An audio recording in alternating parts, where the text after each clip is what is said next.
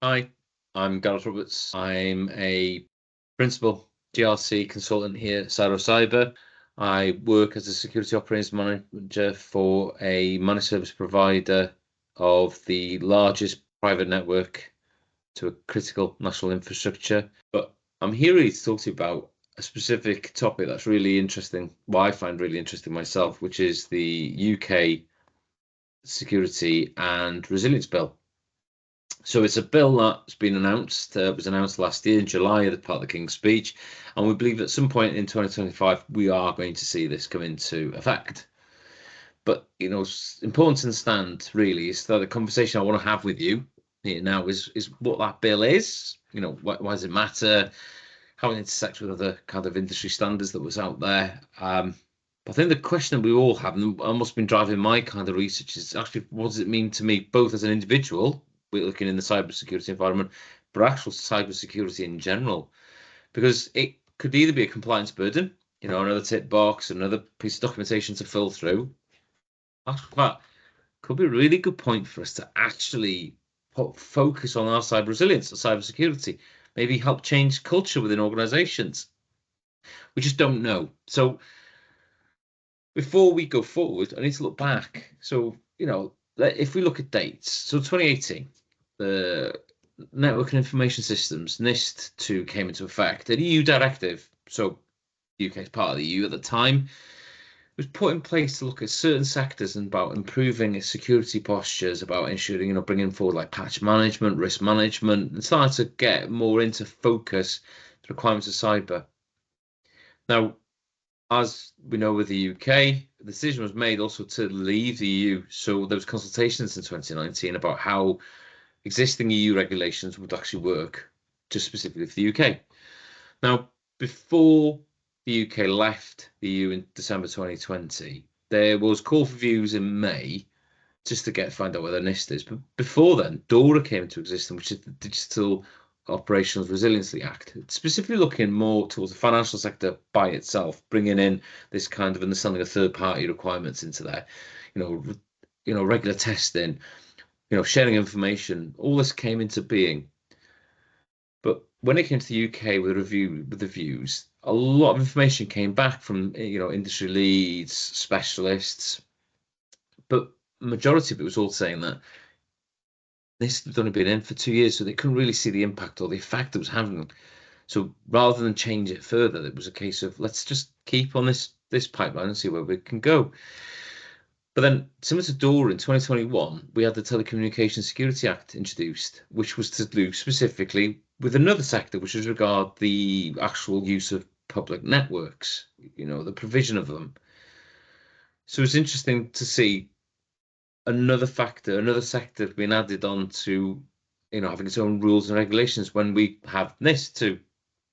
But obviously, things keep evolving. And in 2022, there's a consultation process being carried out by the UK government to actually look at, like, we're further down the road now. Has NIST actually made an impact or not? Now, I'm going to go through the kind of results that came through from there. But understanding, though, is that actual fact in the EU, this 2 directive came started to look into it in 2023. So conversations going on at the same time. So you've got both the UK and the EU reviewing where their cybersecurity posture was in general. So before we move over to where we're going with things, we need to look at an event that happened between 22 and 24, which was this cyber resilience UK critical national infrastructure inquiry, spearheaded by the government, looking at where the posture was in general regarding to cybersecurity and in relation to everything that was going on.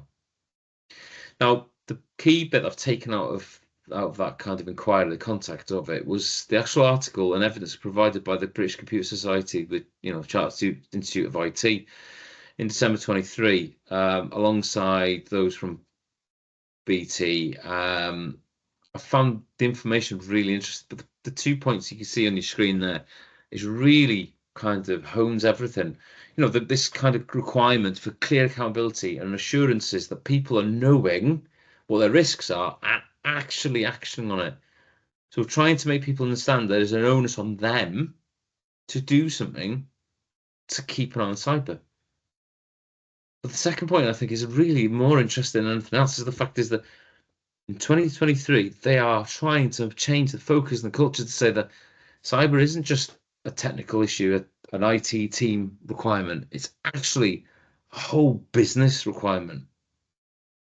Now, the question I might ask you, for those who are watching, as your department or as yourself, seeing that your cyber may be stuck and not stuck, maybe the right word, but maybe positioned really into your IT departments, or you report to a technical role rather than a business role. I wouldn't be surprised if a lot of you say, yeah, it's cyber still sits within that environment. It's 2 years since that evidence was put forward. So what really has been changed? Well, we've got to look at what's happened with the consultation. So the consultation that happened and was published on 19th of January 2022 came back with some key points, which is about managed service suppliers, bringing them into the scope of the requirement of NIST, because those that work in those sectors relied a lot on other service providers for their functionality, their like the requirement of their WAN, the network, wide area network, the local area network, so it could be end user device computing. Suppliers are now playing more significant part into their world. Bear in mind, we've also, come out from a pandemic where this digital revolution as such kicked in, where people will be able to work from home. So the landscape's completely changed. They wanted to improve cyber reporting. They felt there wasn't enough information coming through, intelligence wasn't being shared. So they wanted to make it quicker and easier for people to report into, so they can make better decisions. They want to look at improving cost recovery. So making sure that the regulatory bodies had the power to use fines or other kind of means to try and put pressure on organizations to comply. But they also wanted the Information Commissioner's Office to start working on more of a risk-based approach towards the whole environment. So these stuff was all coming through.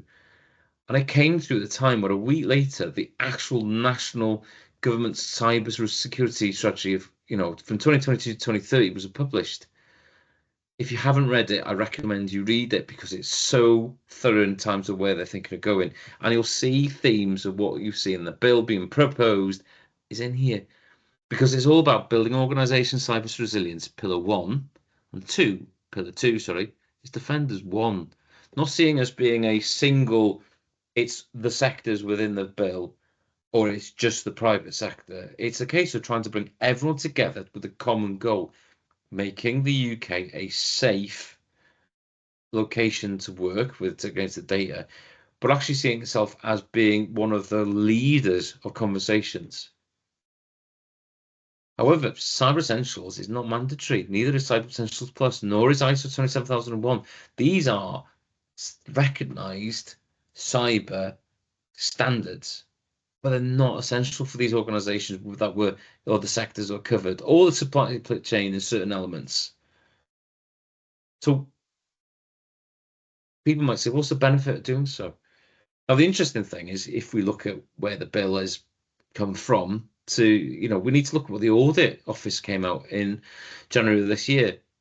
To me, the report is quite damning. To say that there's 228 legacy systems within areas of where the government has regulators underneath is significant. To change these means additional cost and investment, lacking patch management, lacking kind of security when it's significant. 89 of 430 incidents between September 23 and August 2024 was nationally significant. These weren't small bits. These are quite big, problematic issues. So you can see the Defenders 1, build organisation cyber resilience thing, wasn't progressing at the speed that potentially the government wanted it to be when it put out its strategy in 2022. But then, in fairness, they've also have a situation where more than 50% of cyber roles within these sectors are empty. So you don't have the staff to help move it forward. So it needs a refocus. But then while we keep the UK to one side, we've got to look at what's happening in the EU. So you might think, well, they might be moving things quicker. Well, we know DORA. DORA came in September 2020, and obviously the UK financial areas comply with DORA. And then NIST 2 came forward in 23rd of October 2024, putting the focus into it. We are going to move forward with cybersecurity. It made sure that every EU member state had to make sure they have the authorities to do this work, to actually ensure it complies. Put forward a requirement to push this cybersecurity forward. But the problem is, though, the European Commission has actually decided to open infringement proceeding by sending us a letter of formal notice to 23 member states, 23 out of 27, for not transposing the NIS2 directive fully. That includes countries like Germany, France, Spain, even Ireland. So they're no further forward than where the UK is currently regarding moving forward with cybersecurity. They have their own challenges as well. So UK aren't any further back or further forward. We're roughly about the same level of where we are with cybersecurity. So there's opportunities here, potentially, for things to actually improve for people who want to work in the UK, or companies that have UK requirements to then send over to the EU to start working and getting ready for however they are by working with whatever's happening in the UK. So we need to go back to where we are. So what do we know even? Well, of all the publications out there, if you follow the given websites, it's these 3 key points you see on the screen. Expand the scope. So let's make more areas accountable within this NIST directive. But when we do that, actually, we're actually going to expand who. And that is managed service suppliers, the supply chain. Because some of these sectors are so involved with getting private organizations to help them because they haven't got the skills to do it themselves. We need to make sure they're doing their bit to help keep that organization safe. Enhancing regulatory powers. So in other words, giving those who have to make sure the organizations that work in those areas comply, give them a little bit more kind of power. So in other words, they could potentially put more fines in. They could do more kind of mechanisms in there to make the investigations easier. And I'll go through those later on. Making instant reporting mandatory. That's a strong word, mandatory. So making sure that those who are affected by cybersecurity incidents are actually telling other bodies. Now, people might say, well, actually, we do that already with, ICO. We'll expect this to increase with other bodies potentially asking you questions, but I'll go through that further on. So that's what we know. But what do I think? I expect an expanded scope with AI included. What that scope will be, I don't know. I haven't got a crystal ball to try and work it out because there's a challenge. There's the economic kind of challenge of trying to stimulate growth, to stimulate the economy. So to do that, we need to attract organizations that have got an AI mindset to build and develop within the UK. But on the other side of things, we've got to do this safely. You look at Keir Starmer's speech, it's very much let's go, go, go, go. But we've got to do it with caution. So the framework, I think, or the laws will have some element of kind of control. To what level, I don't know. It will be interesting to see where the AI world sits into it, because the EU are talking about and writing a separate AI policy. So I would expect this to actually become part and parcel of our own. So you'll have the Resiliency Act bill that will have potentially a very big element of AI in there. Now, the second point there, requirement of those supplying to the public sector critical national infrastructure, they're going to have to comply more with CE Plus and ISO 27001. You have G Cloud, you have different kind of frameworks already that very much like they need to be in there. I wouldn't be surprised if the powers that be will start putting this across further frameworks. And if an organization wants to go direct award, a rule will be direct award. You will need to make sure these your organizations that handle data or any information have to comply. So it's going to get a bit tougher potentially on the supply chain. And the reason why is to try and improve this posture in general. There've been increasing threat intelligence or threat or testing. So using information that are out there to try and push kind of the way we test and how we make sure that we keep ourselves safe.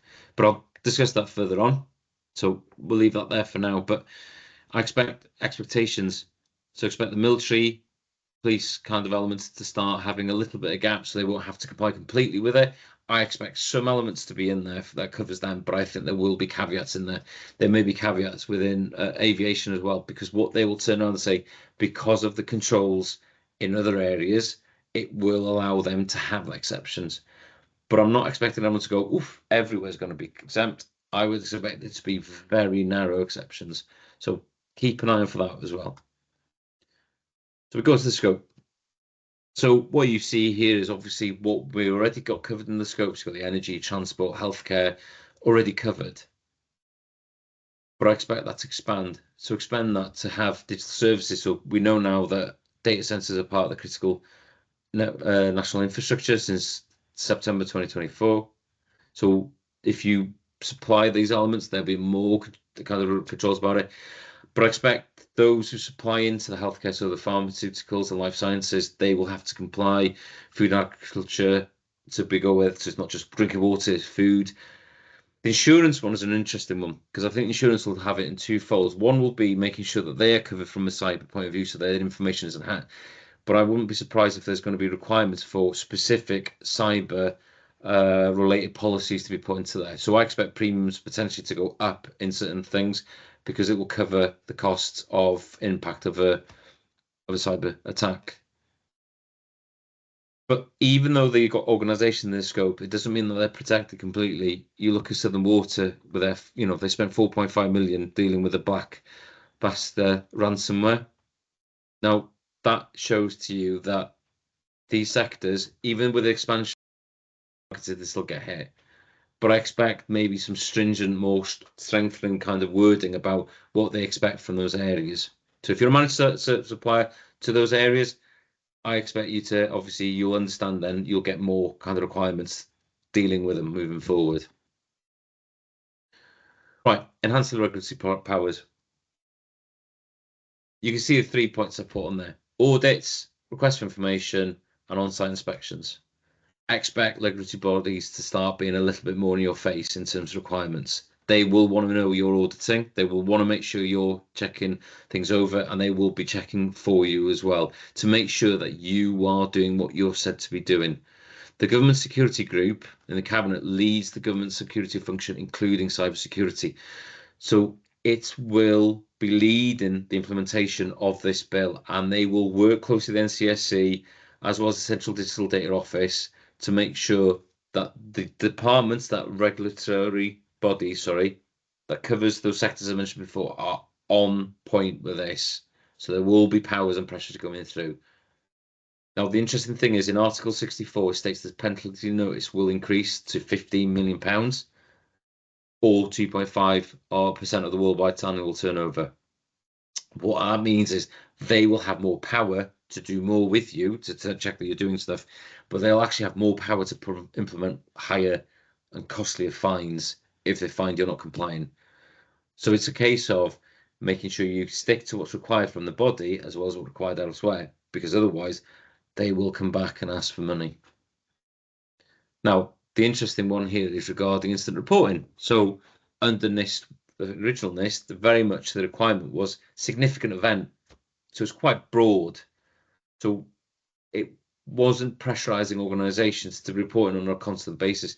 With Article 14, which is something I expect to be seeing similar timelines when it comes to the UK Resilience Act, is that they expect when it's a actively exploited vulnerability, terminology means shorter scope, has to be reported within 24 hours to the body.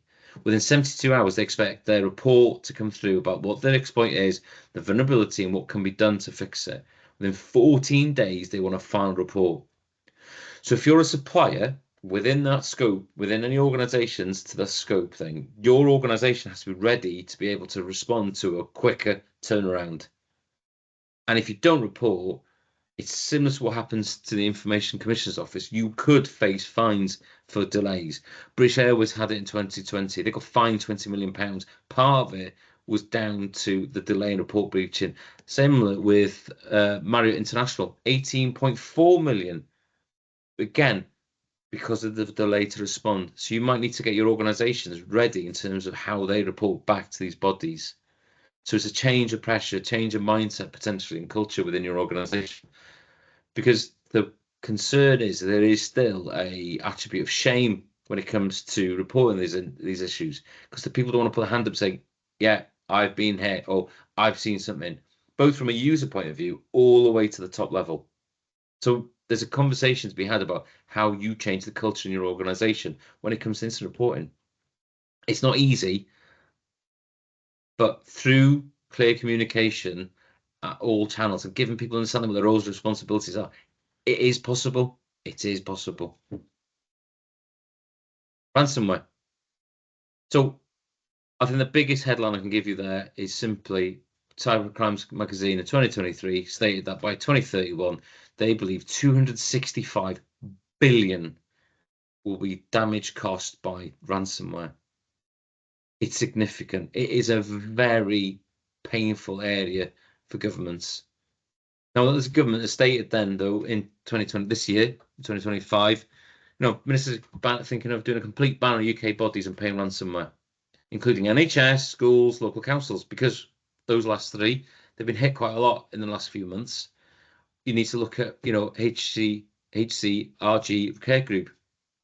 They were investigating a suspected ransomware attack on with regards to their links to the NHS.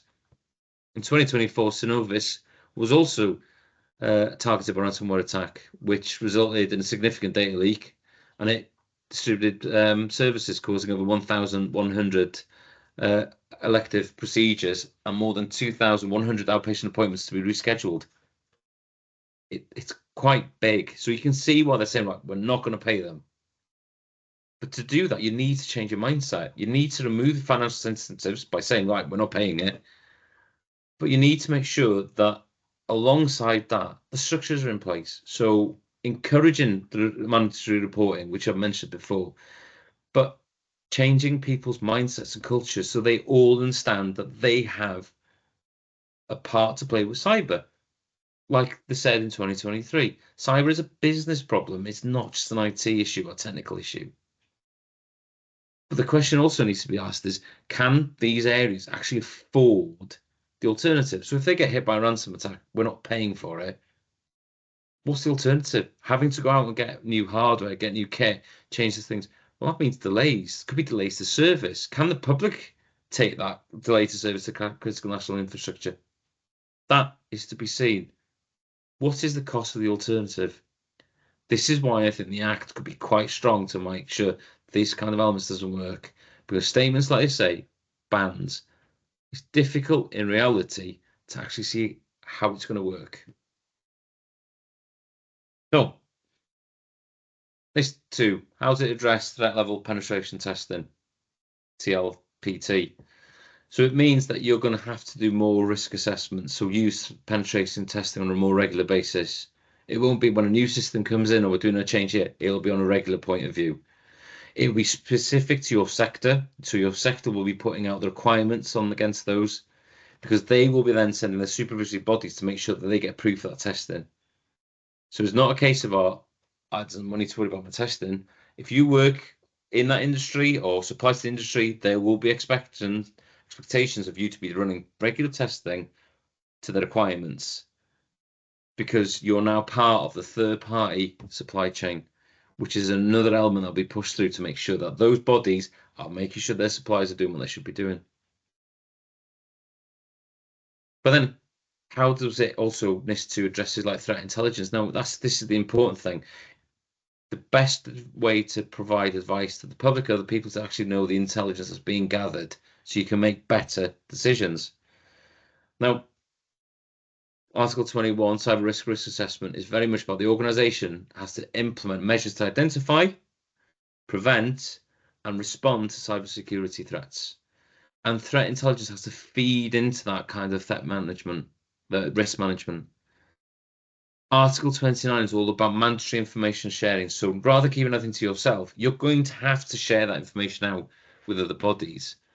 Within the NIST environment with the EU, there'd be a requirement to actually share that information with other EU member states to make a bigger intelligence body to make better decisions. But to do that, it's important to also understand that there will be integration with the SOCs. to make sure that it's kind of looking at proactive intelligence within their SOC environment so that they can identify threats quickly in terms of monitoring and detection. So what this means is improving the intel kind of element of it. So we think sometimes of intelligence regarding kind of national security and all that, and elements like that to keep countries safe. It's using the same approach when it comes to cyber, using the intelligence of the computers and the issues there, sharing it and making better practice of it all. So where does it come from us? So from our point of view, it's all about consolidation and compliance. So mapping the requirements of the new bill against other standards in place. Like we mentioned before, you've got Computer Essentials Plus, ISO standards, PCSI, information from NIST. There's lots of kind of rules and regulations that we already comply to.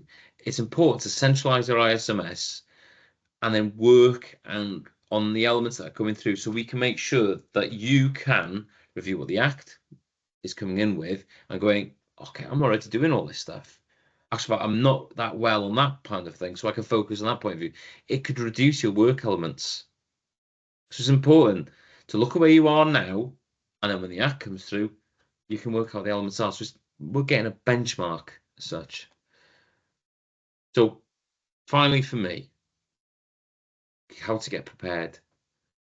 There are loads of information documents out there. I would suggest that you look at the EU Directive NIS2 and specifically look at Annex 1, Annex 2, Annex 3 for background as to how to comply as a manufacturer or as an end user. It's about report management of that. It's really good information on there, and it's recommended to have a look at it. Another document that I suggest you read is look at the government cyber strategy. That's also available. Very much a lot of the information, the context, the conversations I'm seeing now is very much in that bill. So it's very much a good place to start off with if you want to see where the UK is thinking of it. But importantly, it's like look at your risk management activities, look at how you comply with your security, supply chain. Get involved with departments. So if it's a case of you are part of the IT team and that's it, actually break those barriers, start getting involved with people within the procurement area or higher up to start getting to understand that this requirement is going to hit them. But make sure the risk management that you do starts to cover those elements of your supplier. And if you sit there going, I've got so many suppliers, look at your critical functions to go back a level. What's the critical kind of functions for your business? Who supplies into that element? Start there and build from there. Because the minute you start doing this in one or two of them and get used to it, the rest will go quite quickly. And the reason why I say this to you also is from a personal point of view, this is what I do. I'm part of service management meetings with the suppliers that I work with, understanding their risks.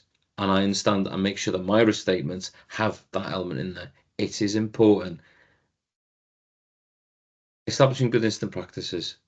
So it's a case of trying to ensure that you understand what the incident management processes are now and start to enhance it to ensure that the cyber elements are covered. And also how you then report it back to the regulators, because there will be modifications and changes in there. So it's better to start preparing for this now and getting your resources ready rather than wait until you get it out in paperwork to say it's 24 hours, it's 7 days, it's 72 hours to get a report and 14 days. You might be already getting into the plan and into the culture of this is what we expect, this is what we need to do, can we get it ready? But more than anything else, if you are unsure of anything, seek advice. Ask questions. You're not alone. There are so many organizations going through the same element as everyone else, trying to work out where this is. We in Cyro can assist. This conversation is here to try and give you ideas and questions that you may be going through your head and go, where do I go next? If you're not too sure, come and ask to us. That's all from me. I hope you find what I've gone through beneficial.